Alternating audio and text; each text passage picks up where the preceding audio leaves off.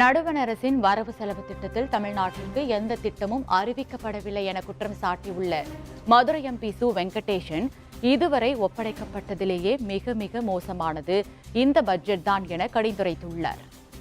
Budget என்பது தமிழ்நாட்டுக்கு மாபெரும் ஏமாற்றத்தை அளிக்கிற ஒரு பட்ஜெட், மிகப்பெரிய வஞ்சகத்தை அளிக்கிற ஒரு பட்ஜெட். ஒரு சட்டமன்ற தேர்தலை எதிர்நோக்கி இருக்கிற இந்த நேரத்தில் நிறைய புதிய அறிவிப்புகள் வரும், புதிய திட்டங்கள் வரும் என்று நாம் அனைவரும் எதிர்பார்த்தோம். ஆனால் அதற்கு பதிலாக தலைகீழாக எந்த திட்டமும் அறிவிக்கப்படவில்லை. வழக்கமாக சொல்லப்படுகிற 2 தமிழ் திருக்குறள்கள் அல்லது சங்க இலக்கிய பாடல்கள் கூட இந்த வட்டம் இல்லை. அது மட்டுமல்ல, நமக்கு வஞ்சகம் இழைப்பதும் நம்முடைய வளங்களை சுரண்டுவதும் தான் இந்த பட்ஜெட்டினுடைய அறிவிப்பு.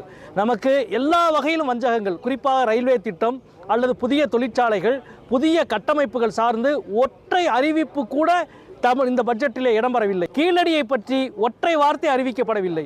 அதே போல ஏற்கனவே தமிழ்நாட்டினுடைய மெட்ரோ ரயில் திட்டம் உள்ளிட்டவைகள், தமிழ்நாடு மதுரை கோவை உள்ளிட்ட மெட்ரோ ரயில் திட்டங்களுக்கும் பல்வேறு வழித்திட்டங்கள் பற்றிய எந்தவித அறிவிப்பும் வழங்கப்படவில்லை. அனைத்து வகையிலும் வஞ்சகத்தை இழைத்திருக்கிற ஒரு பட்ஜெட்டாகத்தான் இந்த பட்ஜெட் இருக்கிறது. மிகப்பெரிய ஏமாற்றமாக இருக்கிறது. இதுவரை வந்த பட்ஜெட்டில் மிக மிக மோசமான ஒரு பட்ஜெட்டாக இதை நான் கருதுகிறேன்.